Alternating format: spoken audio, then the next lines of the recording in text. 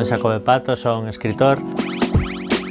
Seres feliz mañana é o meu primeiro libro e o único ata agora tamén. É un libro de diarios que abarcan os anos 2018, 2019 e parte de 2020. É un conxunto de narracións cronolóxicamente ordenado, un diario literario no que tampouco vou moi alá contando intimidades, pero sí que conto moitas reflexións ou as cousas que me van pasando, o que me provoca.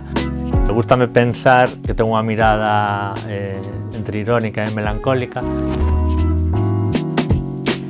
A miña primeira recomendación é Abelaiñas eléctricas de Sica Romero, publicado en 2022 por Néspera Editora. A verdade é que o último libro que lín impresionoume moito. Son dúas historias, non se sabe moi ben se paralelas ou perpendiculares, de dúas amigas.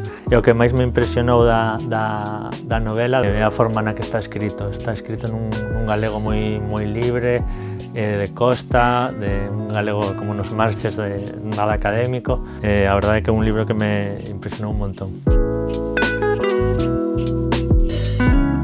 Pois a miña segunda recomendación é Breve historia de lo que non foi nuestro, de Ana Rodríguez Álvarez. Ela usa unha narrativa así moi fragmentaria, que fala de temas moi importantes e creo que en Galicia podense entender moi ben, da emigración, tanto dos que se foron como dos descendentes dos que se foron, que de alguna forma tamén sinten ese desarraigo, non? Unha especie de herencia, non? Como pode ser o humor ou os bens inmuebles, por exemplo.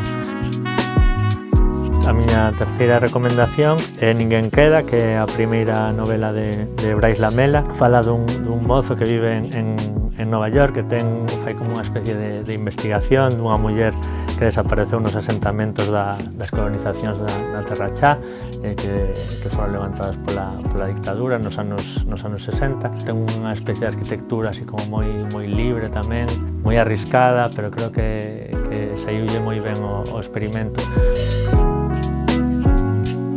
Creo que ler non nos fai mellores, nin moito menos, pero creo que nos sentimos menos solos se levamos sempre un libro enriba para tirar del nun momento de espera, nun momento de zozobra incluso, onde encontrar un refuxio. Estamos consumindo historias de todo tipo todo o rato, pois no audiovisual, incluso entre amigos.